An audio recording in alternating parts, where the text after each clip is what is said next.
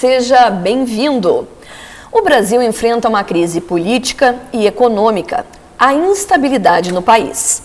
A inflação atinge a taxa mais alta dos últimos 11 anos. O desemprego sobe e fica em 8%. Consequência, redução do consumo, retração de 1,2% nas vendas. Presidente Dilma não fica no Brasil e viaja. Agora, participa da 7ª cúpula do BRICS na Rússia. Depois, vai à Itália para encontro com o Premier.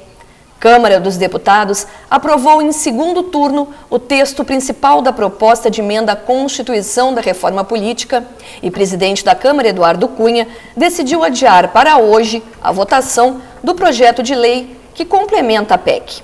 Justiça Federal do Distrito Federal do Congresso Nacional, Justiça Federal do Distrito Federal abre ação de improbidade contra o presidente do Congresso Nacional, Renan Calheiros. Essa é um breve panorama da nossa atual situação. E quem está entre nós para debater mais uma vez este assunto são os professores de Direito, escritores, Renato Varoto, advogado também, e José Luiz Marasco Leite, sociólogo. Agradeço imensamente a presença de vocês e ainda fiz assim, lição de casa com folhas e folhas, mas acredito que não vou precisar nem mexer muito nos dados, porque estou na frente de pessoas atualizadíssimas, engajadas, e coloco já esse panorama para quem quiser começar a conversar. Como é que vocês analisam essa situação nossa aqui brasileira? Renato. Bom, em primeiro, boa noite. É uma satisfação voltar ao programa. Tão bem. Porque o pessoal não dá muito valor à produção, né? Mas a produção é uma coisa extremamente importante na comunicação. Se o programa for mal produzido, ele é um desastre. Primeiro pela produção, segundo pela apresentação. E na companhia do meu amigo e de infância, o Marasco, né? Nós temos atualmente algumas divergências. Aliás, sempre tivemos algumas divergências, porque ninguém é igual e somos duas pessoas com posições muito sólidas, muito fortes, né? Mas é uma das poucas pessoas que eu posso chamar de amigo, porque até nós conversamos isso anteontem, eu acho que foi. Isso. Eu prefiro chamar as pessoas de conhecidos, porque a maioria são meros conhecidos. E amigo é uma coisa assim que, como diz a música aquela, é para guardar dentro do peito. E como o peito é pequeno, ainda mais que eu sou magrinho, não cabe muita gente, né? Cabem muito poucos. E com o mesmo cuidado eu também escolho os meus inimigos. Eu não dou o direito de que eles me escolham, eu os escolho. Então é uma satisfação estar aqui com o Marasco e contigo, e evidentemente com Pelotas, que nos acompanha aqui pela TV. A síntese, se é que se pode, né, Marasco, chamar isso de síntese, nos exigiria a noite inteira, porque tu abordasse tantos problemas que me parece difícil a gente... Mas eu queria destacar uma coisa aí que eu não... Me parece que tu desse um tom crítico e eu não concordo, eu sou muito... Eu acho que o fato da presidente viajar não tem nada a ver com a crise. Se ela tem compromissos e esses compromissos são inadiáveis, é o caso do governador, é o caso do prefeito, ele não pode parar a vida. A viagem aos Estados Unidos estava agendada há 3 anos atrás, depois deu aquela confusão, depois foi reagendada, quer dizer, porque agravou a crise, Bom, ela foi lá discutir agora, primeiro ela foi aos Estados Unidos porque ela precisava recompor um pouco a fisionomia internacional do Brasil, de que nós não somos apenas bolivarianos, como o Lula transformou esse país. E agora ela foi discutir com os seus parceiros do BRIC, que todos, BRIC quer dizer tijolos, né? Todos são a argamassa, os alicerces da construção de um possível novo mundo. A Índia, a China, a Rússia, o Brasil, a África... Mas tem problemas muito diferentes, a meu juízo, e potencialidades muito diferentes. O Brasil enfrenta uma crise, e hoje ela disse uma coisa, que eu não sei se o Marasco vai concordar, mas que eu acho que ela tem toda a razão. O Brasil tem condições de sair da crise. Nós temos potencial humano, de riquezas naturais, nós temos potencial. Agora nós precisamos do quê? De gestão. E isto é que nós não temos há 12 anos. Há 12 anos eles vêm, né, o governo Lula e os governos Dilma, navegando nas águas da estabilidade deixada pelo governo Fernando Henrique e colhendo os frutos e as flores outrora semeados. Então, quando se fala houve um grande crescimento, e não há como negar na igualdade social, a desigualdade diminuiu, mas não foi plantado agora. Eles souberam regar, e aí o Lula teve o mérito de fazer a famosa Carta ao Brasil, dizendo que daria continuidade àquela política econômica e que não ia romper com o FMI, não ia aquelas loucuras todas. Bom, então, eu vejo que o Brasil está, no momento, colhendo, para manter o verbo, colhendo os resultados de uma não plantação. Ou, numa linguagem bíblica, se atiraram sementes em pedra, e em pedra vem o sol e a semente seca. Bom, então eu também estou muito satisfeito de estar aqui contigo no teu programa e, aliás, estás muito bem, inclusive nessa uma bela imagem aqui diante de mim, né? E também com a presença do Renato, meu amigo, com quem eu tenho discordâncias e concordâncias, né? Como ele mesmo disse, né? E eu vou começar assim pelas concordâncias. Eu acho realmente que a situação do Brasil está muito periclitante, embora também acredite como ele que o Brasil tem toda a potencialidade, é um país forte, na verdade. As coisas melhoraram muito no Brasil nos últimos 30 anos, existe uma potencialidade de fugir deste momento que evidentemente precisa de um condutor. Essas partes estamos inteiramente de acordo. E eu acho que também estaremos numa outra coisa que quero dizer.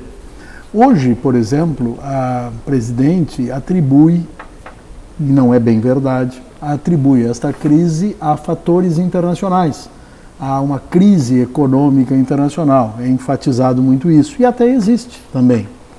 Só que, em primeiro lugar, é importante dizer que a crise no Brasil é maior do que em outros países, o que significa que se alguns estão enfrentando dificuldades, as dificuldades que o Brasil está enfrentando são muito, muito maiores.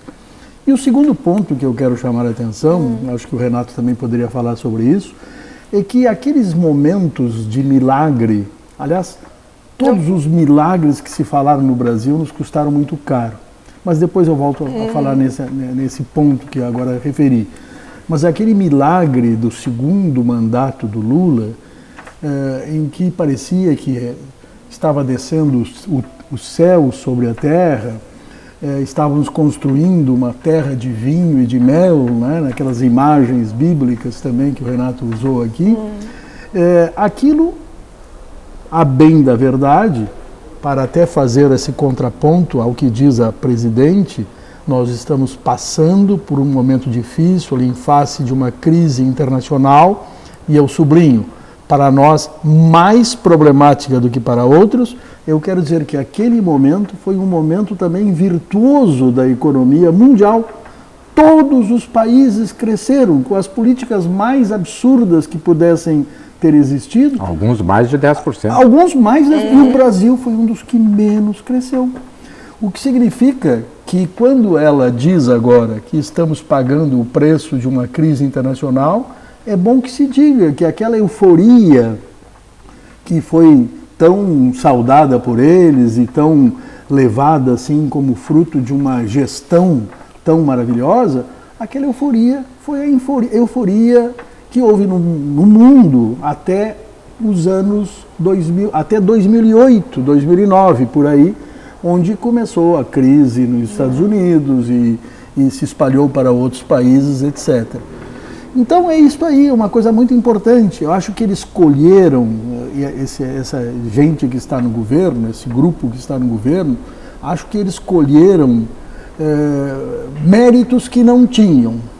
Quando o Renato falou daquela imagem de semear, acho que aquele momento assim, pareceu houve aumento salarial, diminuição de desnível social, essas coisas todas que houve, e houve algumas políticas boas até nesse sentido também, mas o crescimento econômico, que sem ele não se faz nada, é fruto de uma estabilidade que fora conseguida no governo do Fernando Henrique, como foi dito pelo Renato, e também de um momento virtuoso da economia mundial. Mas, agora só para concluir, quando as coisas se fazem assim, quando há crescimento econômico, todos dizem, e eu acho que até na iniciativa privada as pessoas falam assim, se nós estamos ganhando bem, se estamos progredindo, tendo resultados econômicos bons, temos que criar infraestrutura para sustentar momentos mais difíceis que podem vir. Mas não. No Brasil se fez uma gastança desenfreada.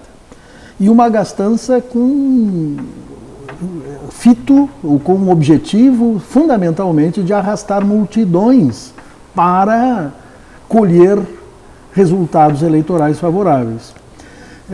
Nem foram tão favoráveis neste momento da última eleição, mas se vê bem que exatamente aquela multidão que foi, digamos, contemplada por essa gastança, eu até sei que é muito importante resgatar pessoas que estão numa situação de muita dificuldade, etc., mas é apenas para dizer, aquele gasto tinha um objetivo fundamentalmente de trazer resultados eleitorais, e isto se viu, né? A população brasileira respondeu nas urnas nesses últimos tempos desta maneira. Então me parece, assim, para começar, que mesmo na linguagem que o governo quer usar para dar explicações sobre a crise, mesmo nessa linguagem nós podemos também encontrar erros fundamentais, ou enganos, né, ou tentativas de nos enganar. Nem é verdade que nós estamos sofrendo isso por causa de uma crise, nem é verdade que o bom momento da economia brasileira foi, na verdade, resultante de uma gestão feliz e maravilhosa. Como disse também o Renato, uma gestão que teve, quem sabe, o mérito de não mexer nas coisas fundamentais que estavam dando certo. Sem falar de outro aspecto também, que o que houve de diferente no modelo econômico do governo Lula, né? O que houve de diferente foi uma aposta no mercado interno, bastante visível, né? Por exemplo, linhas de crédito foram dadas à profusão, uma coisa fantástica, assim, com a perspectiva de criação de problemas que vão ser terríveis ainda em pouco tempo. Por exemplo, já não tendo muito, já tentando conter as primeiras manifestações de um debacle econômico que estava acontecendo, que estava na porta de chegada, né? O que fez o governo? Incentivou a indústria automobilística, botou assim centenas de milhares de carros na rua, uma coisa fantástica, endividou a população, deu crédito fácil, estabeleceu assim dezenas de linhas de crédito para tudo, né? Em suma, a população, não é só o Brasil que está endividado. As famílias estão endividadas, os brasileiros estão profundamente endividados. Nós temos uma dívida brutal, uma dívida privada muito grande, uma dívida pública muito grande. O Brasil vai muito mal. Agora, só um parênteses desse negócio que tu começaste ali, que eu dei uma entonação, né, em relação a que ela não está no Brasil, está viajando. Isso não seria, jogo aqui na mesa, isso não seria uma maneira de blindar a presidente? Isso não seria uma maneira do fogo amigo também? No caso de ela, no momento de não ficar no país, ser poupada de um lado e por outro lado do fogo amigo do Lula está promovendo uma troca, alguma coisa nesse sentido? Eu acho que não, né? Como eu disse, isso são agendas acertadas com uma distância bastante grande, né?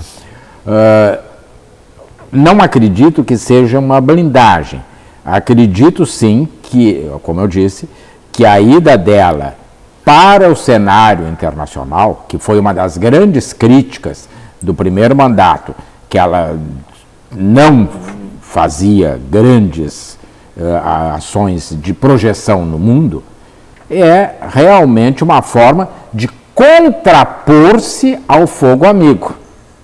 Não, ela se contrapõe por quê? Porque ela hoje, e eu não sei qual é a visão do Marasco, mas eu outro dia conversava com aí vem a questão do amigo e do conhecido. Do amigo e do conhecido. De um conhecido de Brasília, muito bem informado, e aí eu dizia isso, ele disse, eu acho que a tua análise está correta.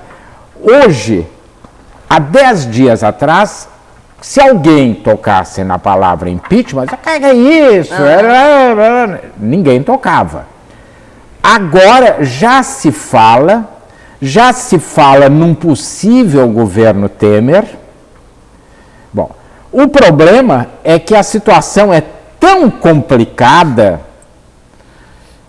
que se a Operação Lava Jato conseguir vincular a eleição da Dilma ao escândalo da Petrobras, vai Dilma e vai Temer, porque contamina a chapa inteira. E aí, o nosso muito querido presidente será Eduardo Cunha. O que não agrada a Renan Calheiros e nem a boa parte do PMDB do Temer. Mas teria uma eleição? Bom, mas teria que... Mas chamar, durante um período... Sim, seria. Então, hoje, o PMDB, ele está analisando cuidadosamente até onde convém uma saída negociada da Dilma, que ela sempre tem um instrumento válido, a doença. A qualquer momento ela pode dizer, piorei, pai, dá no pé. E, bom, se em contrapartida prospera a ideia do impeachment contra ela pelas chamadas pedaladas fiscais, não atinge o Temer. Então, ele assumiria. Então, a situação hoje é tão complicada que ela não tem com quem discutir. O PT não a quer. O PMDB não a quer. Mas é aquele ditado que a gente aprendeu desde criança, pelo menos eu e o Marasco, acho que tu aprendesse. Se ruim com ela, pode ser pior sem ela. Então, se tem de ter muita certeza para dar a atacada. E hoje, no momento, o que o governo tem sido ontem de noite, hoje de novo derrotado no Congresso, demonstra uma fragilidade tão grande e uma coisa assim muito tragicômica. Os brasileiros, ou categorias de brasileiros, como servidores do judiciário, hoje os aposentados, estão obtendo conquistas não por reconhecimento a eles, mas para fazer desaforo ao presidente. Quer dizer, se igualou a aposentadoria à questão da revisão, para quê? Para fazer desaforo ao presidente. Não foi para reconhecer os aposentados, o nosso trabalho, a nossa participação na construção do Brasil. O judiciário não foi por reconhecer o trabalho dos servidores, foi para... Então, nós estamos... E a missão dela, e o Marasco colocou uma coisa que eu sempre disse, e acho que até aqui uma vez, quando o Lula começou, comprem carro, comprem televisão, comprem. Bom, alguém tinha que pagar. Por quê? Porque o famoso bolo que o Delfim Neto, que tu citasse há pouco, vou dizer aqui. O bolo não cresceu. Eles deram o que em sociologia, em economia, se chama queimar etapas, eles passaram a população da linha da miséria direto para a chamada classe média ascendente. Então não houve uma evolução de renda. Ora, de algum lugar está sendo tirado. Em algum momento isso vai estourar. E não deu outra. Estourou agora. E eu não vejo, assim, não sou economista, mas não vejo uma solução a curto prazo, a não ser a um ônus político muito forte, que eu não sei se o PT está, porque não é ela estar disposta. Ela o partido. Ela encerrou a carreira dela, não pode ser reeleita, ela poderia passar para a história com outra imagem. Mas o PT deixará? Essa é uma questão que eu deixo para o Marasco, deixo para ti, deixo para o nosso telespectador. Eu não sei se vão permitir que ela faça o que deve ser feito. Esse final do Renato me enseja chamar a atenção de algo que eu já estava querendo dizer há algum tempo também. Nós estamos numa situação politicamente paradoxal. Ninguém acredita muito, né? Alguns não acreditam nada, né? Alguns outros tentam acreditar, mas pouquíssimas pessoas estão acreditando no poder de gestão da presidente. Exatamente esta mesma presidente que o Lula apresentou à nação brasileira como uma grande gerenta, né? Para usar a presidenta, a estudanta. Né? Então, apresentou como uma grande gerenta. Isso é o que ela não foi. E o pior é que ela também está demonstrando que é uma péssima política, porque ela não consegue fazer o conserto destas coisas todas que o Renato mencionou, Congresso, o próprio partido dela, etc. e tal. Então nós estamos num cenário interessante, porque a grande aposta da presidente, eu não gosto de dizer com essas flexões aí que têm sido oficiais, né? A grande proposta da presidente, em primeiro lugar, é exatamente aquilo que ela apontava como a política econômica que seria desenvolvida pelo seu adversário.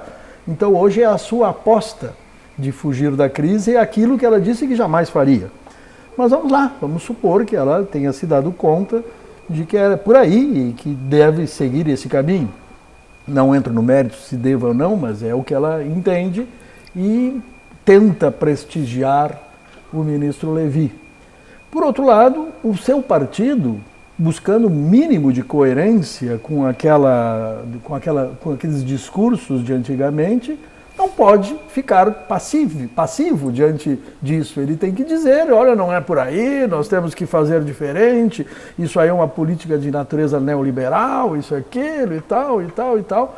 Então, contesta as atitudes do ministro Levi. O Lula falou numa linguagem que nem a oposição vinha falando. Foi uma das pessoas que chegou a dizer textualmente que a campanha eleitoral estava cheia de mentiras. Então, o seu partido Teve não que se está... retratar Exatamente. até, né? O seu partido não está dando o apoio que a presidente precisaria nesse momento. E o quadro paradoxal é que parece que o partido está querendo até, se não está querendo, pelo menos está meio que deixando que ela possa se queimar para preservar o Lula para um outro momento eleitoral. Então, isso é uma coisa que tem que se entender também nesse contexto todo. E me parece que essa aposta é uma aposta que eu vou dizer, eu tenho que procurar a palavra certa para não falar bobagem, né?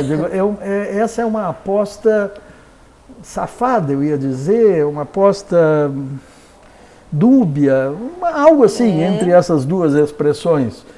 Porque, na verdade, se a política de Levi, a política econômica de Levi der certo e o Brasil se recuperar, o PT ganhou a parada. Se não der, o PT está também entre aqueles que estão dizendo que não vai dar certo. E, portanto, fica, em certo sentido, preservado para um lançamento de uma nova candidatura, que haverá de ser a do Lula, quase certamente, né? Então é uma situação paradoxal.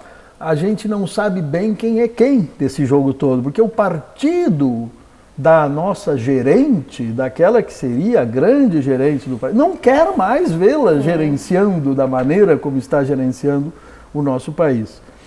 Uma outra coisa, até que coloco para o Renato, que é bom de olhar assim essas questões dos acertos políticos.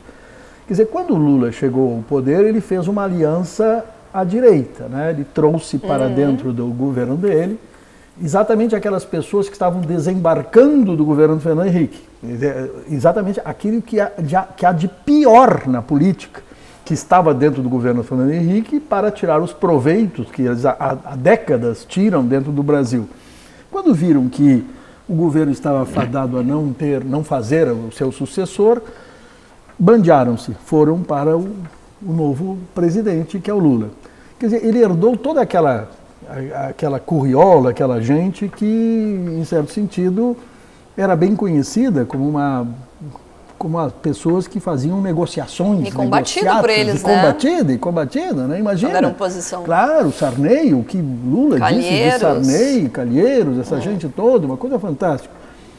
Mas fala-se isso em nome da governabilidade, tinha que ser feito, então ele loteou o governo, criou quase 40 ministérios, né? Uma coisa assim. São 39. 39 ministérios, né? Então criou uma barbaridade de ministérios, arrumou cargo para todo mundo, fez negociações e mais, arrumou cargos com dutos financeiros, uma coisa visível. Tanto que a presidente, no seu primeiro mandato, teve que começar a despachar, mandar para casa alguns ministros, porque estavam se passando demais nos dutos financeiros. Estava lá os Correios com o duto financeiro deles, estava lá os programas habitacionais com seus dutos financeiros, estava também levando para os partidos respectivos, né? Estava o Ministério dos Esportes também, levando aquele duto, né? Carregando o dinheiro para dentro do partido e tal, e para as campanhas eleitorais, etc. e tal. Então fez isso e governou. O Lula governou, chegando a níveis de popularidade muito grandes e tal, etc. e tal, como é bem conhecido. Mas a presidente, que também queria fazer isso, não consegue fazer. Isso é que é estranho. É uma pergunta que eu estou vendo do Renato. Ela loteou também e até colocou o Temer, que é uma pessoa que tem um diálogo bom com esse tipo de política, né, para negociar mais, para levar adiante essas negociações, para viabilizar o governo dentro do Congresso Nacional, onde o governo tem apanhado sempre, e não consegue. Vamos para o intervalinho. O que está acontecendo, Renato? Vamos deixar essa pergunta para o intervalinho, sua resposta? Pode ser? A senhora manda, eu estou aqui para cumprir ordem. Tá certo, a gente vai para o intervalo e depois continuamos a falar sobre a atual situação do país.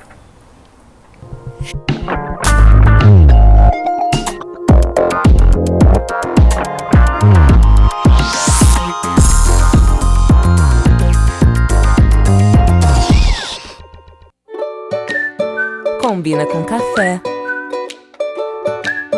com chocolate, com frutas. Combina com muita coisa gostosa. Leite Dambi Consulate, a combinação perfeita de sabor e qualidade. Dambi Consulate, combina com você, com a sua saúde e com a sua vida. Sua nova aliada para viver novas e inesquecíveis histórias chegou. Felite Jeep, a sua concessionária Jeep. A tradição do Grupo Felite, que atua há 20 anos no mercado automobilístico, traz para a cidade uma nova loja com a qualidade no atendimento já conhecida. Jeep, agora em Pelotas, Avenida Fernando Osório, 1831. Fone 53-3278-2784. Schornack Moda Dia e Noite. De segunda a sexta-feira, das 9 horas da manhã às 7h30 da noite. Sábado, 9 horas da manhã às 6 horas da tarde, sem fechar ao meio-dia. Informações pelo site www.schornack.com.br. O seu jornal precisa estar onde você quiser. E com informação para toda a família. O Diário Popular é assim. Tudo sobre esporte, cultura, lazer, notícias locais, tudo que é daqui. Ligue hoje mesmo e assine o jornal mais lido da região sul. 0800 53 2001. 0800 53 2001. Diário Popular, sempre o seu jornal.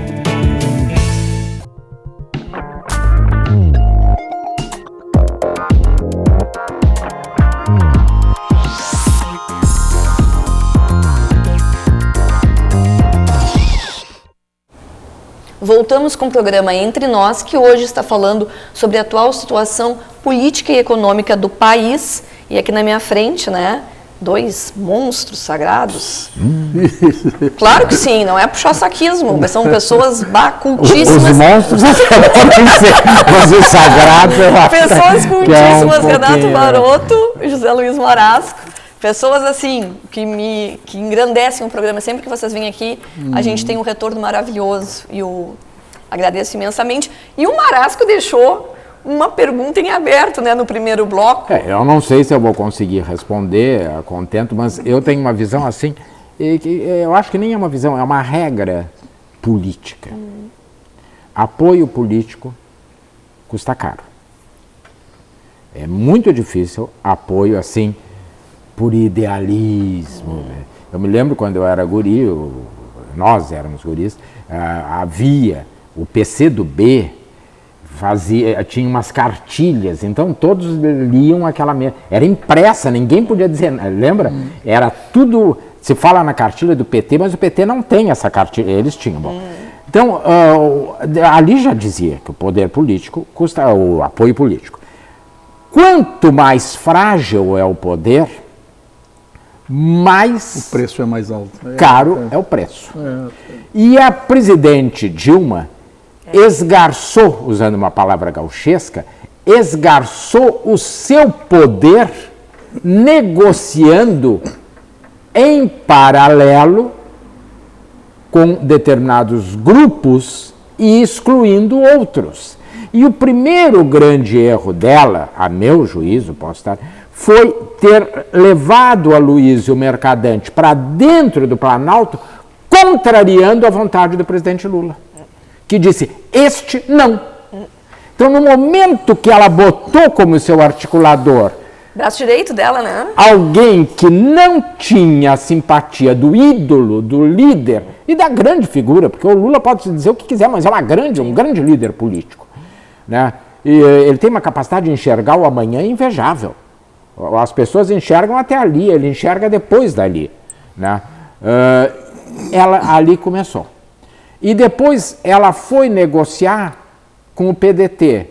Com quem que ela negocia? Com Carlos Lupe, que o Marasco lembrou há pouco, ela tinha dado um pontapé na bunda e botado porta fora do palácio, como corrupto. Então ela foi negociar com o corrupto e botou alguém que está amando dele. Bom, a situação chegou a tal ponto que aí então, agora em abril, ela foi forçada a trazer o vice-presidente para as negociações. Porque ele nunca participou das reuniões. Só que aí o preço já era muito alto e o cofre já estava rapado. Não tinha mais ministério, agora só tem 3º e 4º escalão. Bom, e como o preço está muito elevado, ele precisa de um ministério. Não é um carguinho lá de diretor de agência que vai comprar 4 ou 5. Eles todos, ou a grande maioria, são compráveis. Né? Mas acontece que o preço ela não tem, porque ela não tem mais moeda. Não só o cofre da moeda corrente do real está baixo, como o cofre da moeda política. Bom, e agora, eu acho que foi um dado assim extremamente interessante, voltando à tua questão ela foi para os Estados Unidos numa viagem importantíssima, que não tinha outra função a não ser dar um beijo no Barack Obama e vender essa imagem para o mundo, porque de concreto não houve nada objetivo, mas este impacto, aquela imagem do Obama abraçando, o Obama saindo em defesa dela na coletiva, tudo isso foi muito importante. Ela vai para os Estados Unidos, o Lula vai para Brasília, faz uma reunião com o Renan Calheiros para acalmar as coisas, de noite o Renan bota uma votação e o governo é derrotado. E aí o Eduardo Cunha, no dia seguinte, diz, Temer fora das negociações. Bom, e aí? Se o Temer estava negociando, o Lula não podia ter ido negociar por baixo dos panos. Bom, claro que a gente tem deduções, até por experiência, porque a política é a mesma. No município, no Estado, apenas vai aumentando, mas as regras do jogo são as mesmas. Não sei se o Marasco concorda, mas são as mesmas. Só que mudam o número de atores, o preço e essas coisas. Valores, né? O Lula, ao fazer isso, ele desautorizou o Temer. E eu tenho as minhas dúvidas, né? Porque a reunião foi de manhã e o Renan botou em votação o projeto à noite. Se ele quis dar uma resposta ao Lula, dizer, não, para um pouquinho, não te mete que a questão é do PMDB. Ou se ele quis definitivamente anular o Temer. Eu não detenho esta informação dos bastidores, mas sou mais simpático a esta tese de que ele tenha querido agradar o Lula e detonar o Temer. Por quê? O Lula é mais futuro, na visão dele, do que o Temer. Posso estar enganado. Eu gostei muito da explicação, acho que foi muito boa, me fez compreender algumas coisas, e o Renato tem essa agudeza assim, de pegar detalhes que passam despercebidos de outras pessoas. Mas eu acho que é isso, a política paga preços, né? E aquilo que ele disse no início é bem verdade, quando a pessoa está mal situada, o preço é mais alto, né?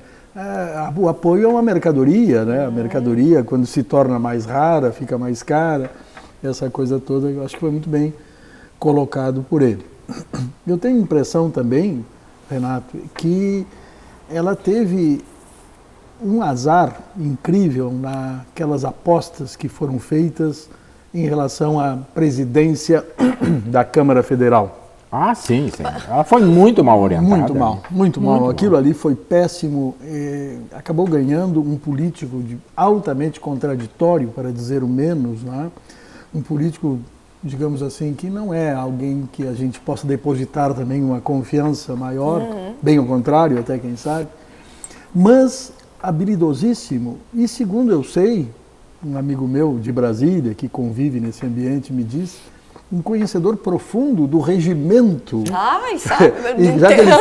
já que ele fez paralelos com o município, estado, etc. A gente tanto também que percebe, ele não troca a votação a moda louco, né? A gente também percebe da redução da maioridade chamados penal. Né? Macacos velhos, aquelas pessoas que estão há muito tempo num determinado ambiente político, acabam dominando, conhecendo pelos exemplos, etc. e tal.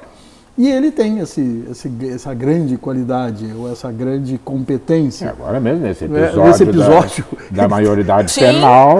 E que ainda estão entrando, ainda com estão mandado, tentando, né? etc. e tal, mas ele sai na frente. Foi o que ele queria, o resultado que ele queria. Exatamente. Né? É impressionante, né? Isso tem sido para ela, assim, uma coisa arrasadora, né? Arrasadora.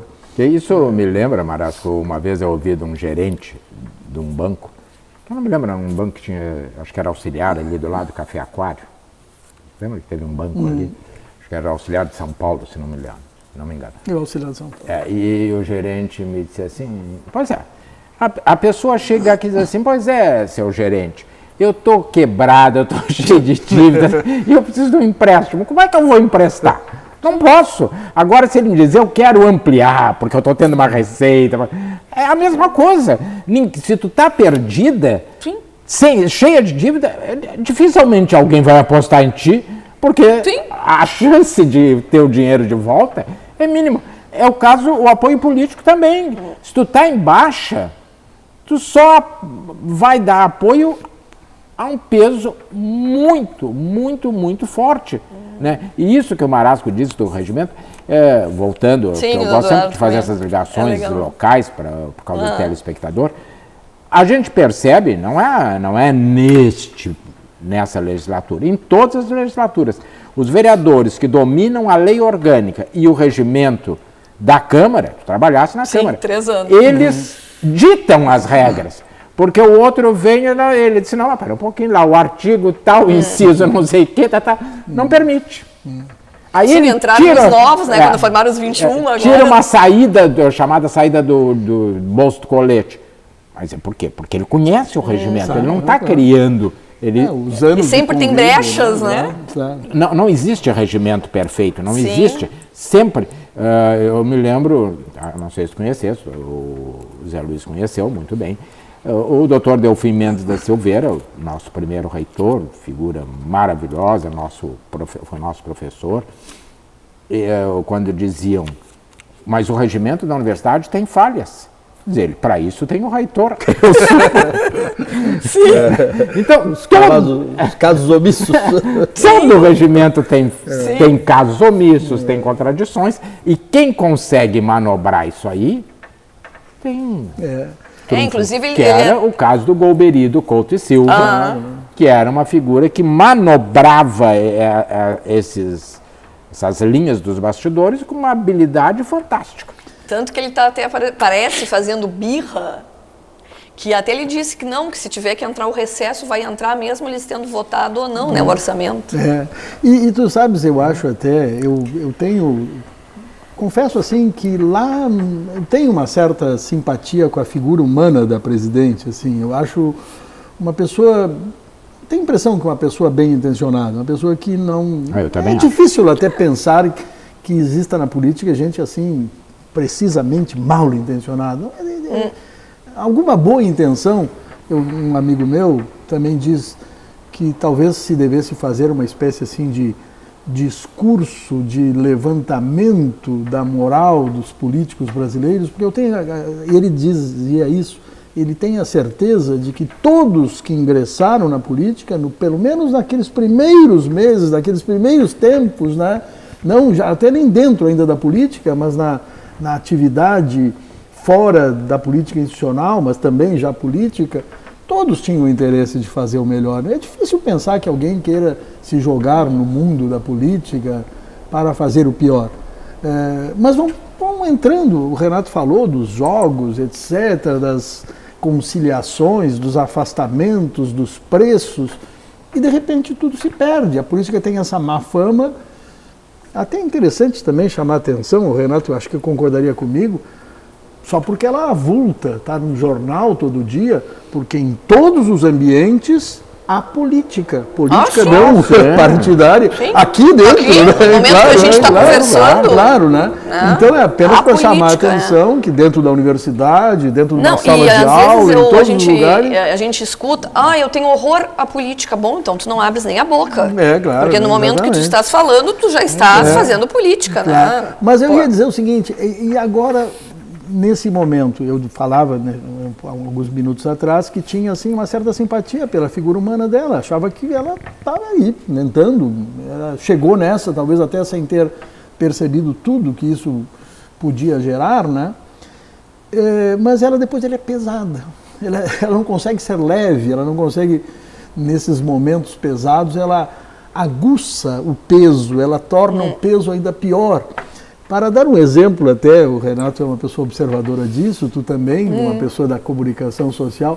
Quando ela quer fazer alguma comunicação leve, com aquele jeito dela, assim, de ir para um lado e para o outro e tal, ela se atrapalha. Ela não é espontânea, né? A história da mandioca. Mandioca. Aquilo ali, tu chega até a pensar se ela não teria tomado um remédio que deu um efeito. Uma água diferente. Foi uma bobagem tão oceânica tu que não combina com ela. E fizeram exatamente vídeos engraçados, nesses momentos, a mandioca e o milho.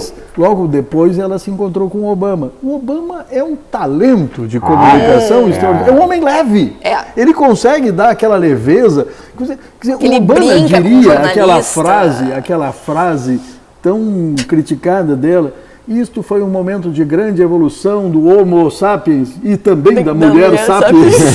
Que evidentemente isso não é ignorância, ela não certamente ela não é ignorante. É uma tentativa de agradar, de ser leve, de brincar, né? Mas na boca do Obama isso seria dito e todo mundo acharia interessante, de outros políticos assim que têm essa condição.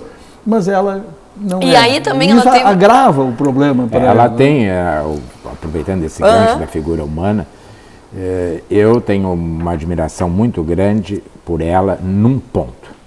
Eu até já comentei isso contigo. Não há a menor dúvida, com méritos ou mas ela acreditou num processo revolucionário, foi atuante, ela não foi uma revolucionária de gabinete, ela pegou em armas, eu não vou entrar no mérito se ela estava certa ou estava errada. Acontece que ela fez,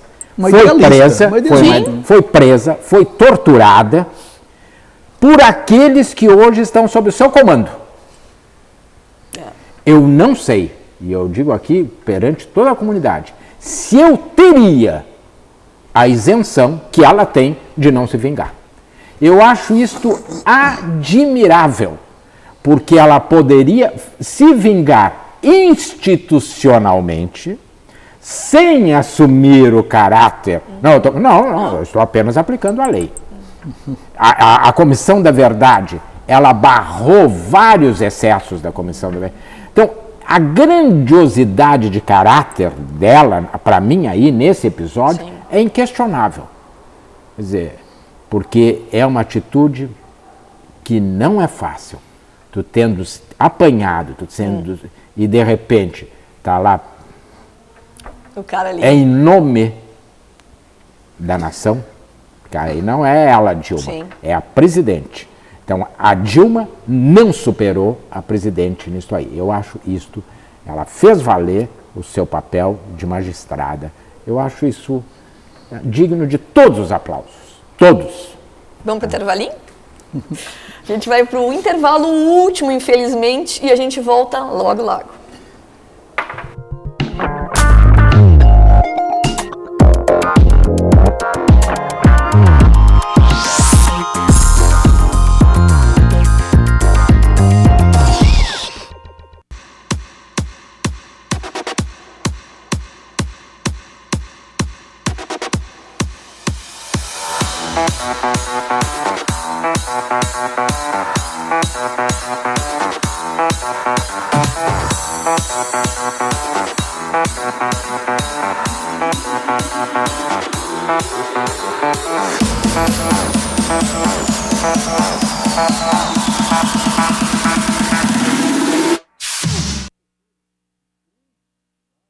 Casa Blumenau, a loja preferida de Pelotas e da região.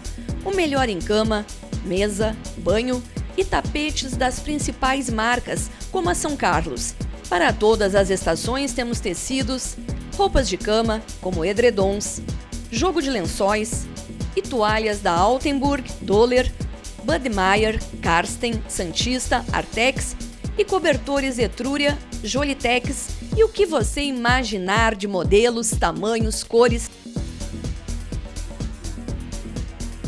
Qualidade, variedade, estilo e economia. Aberta de segunda a sexta-feira, das 15 para as 9 da manhã ao meio-dia e da 1h30 da tarde às 15 para as 7 da noite. No sábado, das 9 da manhã à 1 da tarde. Mas atenção, nos 2 primeiros sábados de cada mês, você tem mais tempo para escolher as mercadorias. É que o horário se estende das 2 às 6 da tarde. A Casa Blumenau em Pelotas fica na Rua General Osório 701, esquina 7 de setembro. E em São Lourenço do Sul, na Coronel Alfredo Borne, 539. Você ouviu isso?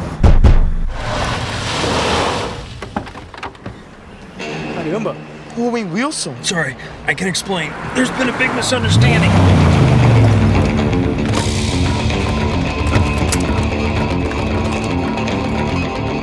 You messed with my sister, huh? Get him! Whoa, whoa, whoa, whoa. Whoa, whoa, whoa. Let me handle this. Your sister? No. He messed with his mother. And picture this, his grandmother, too.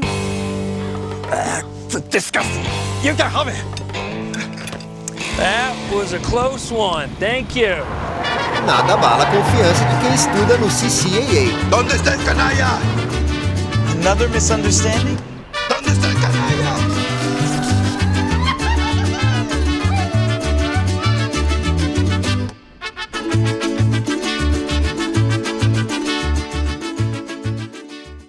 Matricule-se já no CCAA de Pelotas.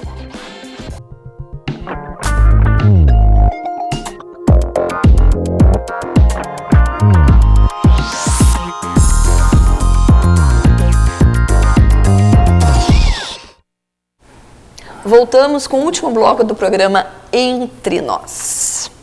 E o Entre Nós tá bom, porque os bastidores, entre nós, assim, os bastidores também são muito bons. Então aí falávamos, né? Aí eu queria até lançar uma falta pouquinho para a gente encerrar, infelizmente, que o que ela declarou, a presidente, na Folha de São Paulo, de que não tentou, eu nem sabia que tinha acontecido isso, que ela teria tentado suicídio, e que ela disse que não tentou suicídio. Ela nega. Eu nem tinha visto isso. Foi um boato de uns 15 dias atrás. E que ela não vai cair, né? E ela foi muito criticada pela oposição depois dessa entrevista que ela deu à Folha de São Paulo, principalmente pelo pessoal do Aécio Neves, né?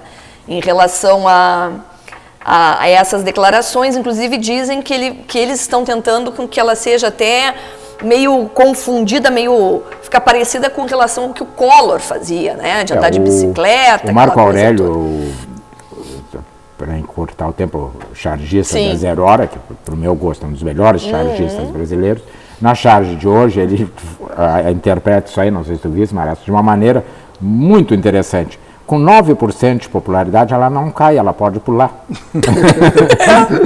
Ela não cai, ela pula. Que é o que vem sendo comentado, que estaria sendo negociado entre algumas cúpulas partidárias, a famosa saída honrosa, que eu me criei, o fulano vai ter uma saída honrosa. Então, ele adoece, e aí a saída honrosa, ele doente não pode, o que foi feito com o Costa e Silva. Sim. Nós antes do programa, comentando generalidades assim, né, observávamos o mês de agosto, né, que da mitologia da política brasileira, né, ele tem mês do desgosto, uma simbologia, até né, para todos, assim. Né, houve alguns momentos importantes assim, em quebras ou quase quebras institucionais importantes há mais tempo, já faz bastante tempo. A renúncia do Jânio, o suicídio de Getúlio Vargas, essas coisas assim. Claro que eu estou dizendo isso, não com alguma premonição do que possa acontecer, não sei de nada, é apenas para chamar a atenção desta coisa que tu falaste, de que comentaram sobre um possível suicídio dela. E isso é para chamar a atenção de que as pessoas gostam muito de enfeitar as coisas, né?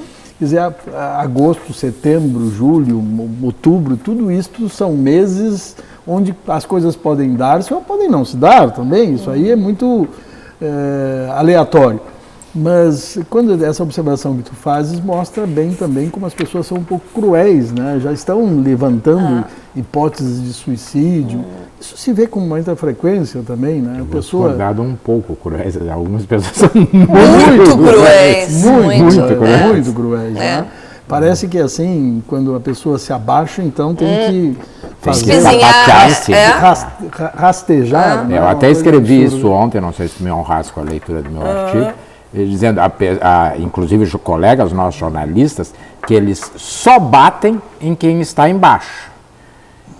Os que estão no alto, eles só aplaudem.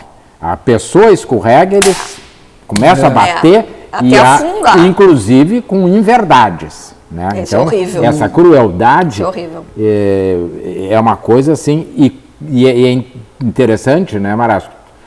Na sociologia, alguns Durkheim, outros falassem suicídio, eu me lembrei do Durkheim.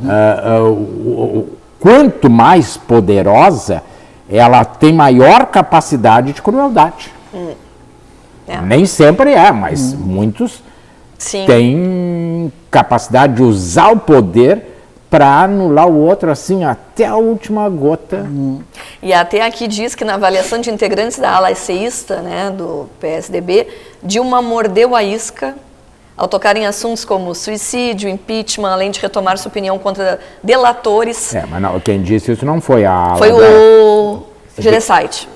Sim, mas antes do Gereissati dizer, a direção do PT, o Rui Falcão, ficou possesso com essa entrevista, porque disse que ela tinha mordido, exatamente isso, que ela tinha mordido a isca, tocando em assuntos que ela devia desconhecer. Mostrar que não atingiram. Ela está realmente bastante atingida por essas dificuldades. Não é fácil, né? Não deve ser nada fácil. Né? E agora, dentro do assunto, mas um pouquinho mais abrangente, eu fico até com pena da presidente quando se vê a perspectiva de que o Lula se escape disso tudo. Pois é. Como tem quem faça gestões nesse sentido, e ele mesmo, tá, já tentou proclamar assim a sua independência. Eu sou outro, né, naquela entrevista tão malfadada que ele deu, né, porque na verdade eu acho que ele é de outra natureza, né, não quero usar adjetivos assim, mas ele tem alguns predicados ou falta de predicados que ela não tem, não é o caso dela.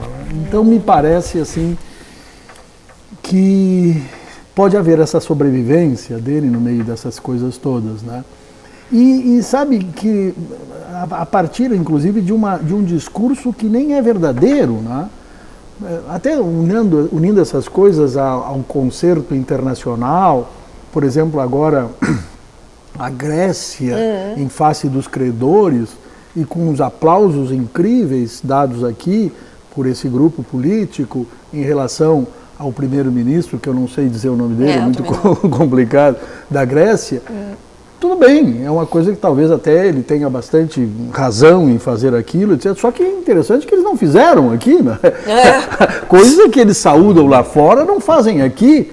Aliás, eu sempre tenho dito e tenho repetido que esses governos, desses 12 últimos anos, ou 12 e meio, né? Eles discursam a esquerda, mas governam a direita. Não Isso há, o próprio Lula diz que a gente é esquerdista na juventude. Né? Não, e vê bem, quer dizer, nós não fazemos aqui o que a Venezuela faz, o que o Equador faz, o que o Paraguai fez, inclusive conosco. O Paraguai meteu a mão nas nossas refinarias, né? A Bolívia fez coisas semelhantes, etc. e tal. Quer dizer, e nós abraçamos, pois é, quem sabe, nós também somos imperialistas, fora do Brasil também agimos como imperialistas. É uma coisa incrível, né? Então nós estamos sendo levados.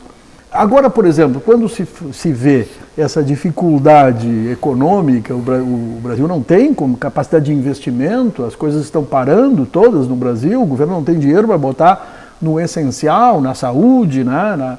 na educação, nessas coisas todas.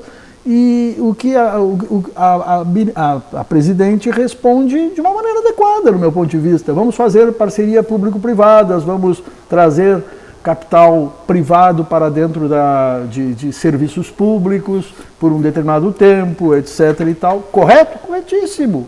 Corretíssimo.